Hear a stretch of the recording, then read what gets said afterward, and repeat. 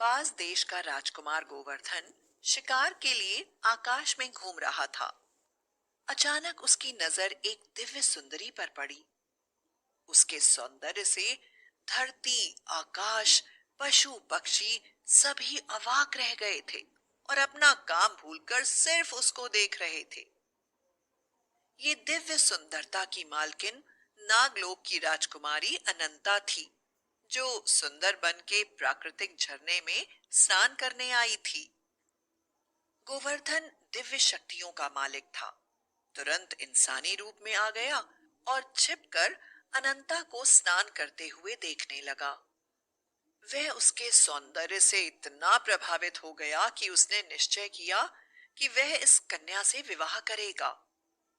अनंता कुछ देर में स्नान करके सरोवर से बाहर निकल आई। वापस जाते समय जब वह शिव मंदिर में पूजा कर रही थी, तो गोवर्धन भी वहां आ गया और मंदिर के प्रांगण में दोनों की मुलाकात इंसानी रूप में हुई। गोवर्धन को यह नहीं पता था कि वह एक नाग कन्या है, और ना ही अनंता जानती थी कि गोवर्धन बाज पुरुष।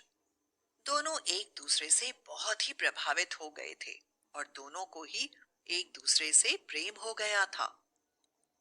अचानक गोवर्धन अनंता से बोला, तुम बहुत ही खूबसूरत हो। मुझे पहली नजर में ही तुमसे प्रेम हो गया है। मैं तुमसे विवाह करना चाहता हूँ। गोवर्धन की बातों से प्रभावित अनंता ने कहा, गोवर्धन, मुझे भी तुम बहुत पसंद हो, लेकिन मुझे ऐसा नहीं लगता कि हम दोनों का विवाह हो सकता है, क्योंकि मैं एक नाग कन्या हूँ। तुम मुझे इच्छाधारी नागिन भी कह सकते हो। नागिन का और इंसान का मिलन मान्य नहीं है। यह मेरी बदकिस्मती है कि मैं तुम्हारी नहीं हो सकती। और यह कहकर वह तुरंत ही नागिन के रूप में परिवर्तित होकर तेजी से नागलोक को चली गई। अनंता की बातों से गोवर्धन बड़ा ही हैरान हो गया और सोचने लगा, ईश्वर, ये कैसी परीक्षा ले रहा है। मैं बाज पुरुष और वह नाग कन्या, यह मिलन तो असंभव है। और वह उदासी से वापस लौट गया।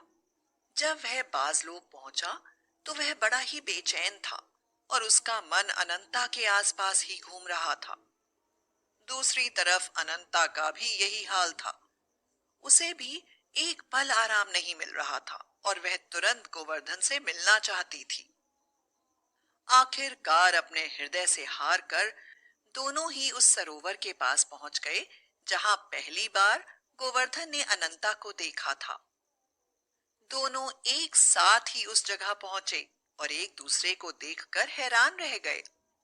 इस समय दोनों ही इंसानी रूप में थे। अनंता बोली, गोवर्धन, न जाने मेरे ऊपर क्या जादू हो गया है। मैं तुम्हारे बिना जीवित नहीं रह सकती। मैं किसी भी प्रकार तुम्हारे साथ विवाह करना चाहती हूँ। अनंता की बात सुनकर गोवर्धन की आंखों से आंसू बहने लगे और वह बोला, प्रिय अनंता, मेरा भी यही हाल है। मेरा खाना पीना सोना जीना सब कुछ मुश्किल हो गया है। मुझे समझ में नहीं आ रहा है कि मैं तुम्हारे बिना कैसे जीवित रह पाऊंगा। लेकिन मैं एक बाज पुरुष हूँ। भाग्य की क्या विडंबना है। बाज और नागिन एक दूसरे के प्रबल दुश्मन होते हैं, लेकिन मैं तुम्हारे प्रेम में पड़ गया हूँ। समझ में नहीं आता हम दोनों का साथ भला कैसे संभव है।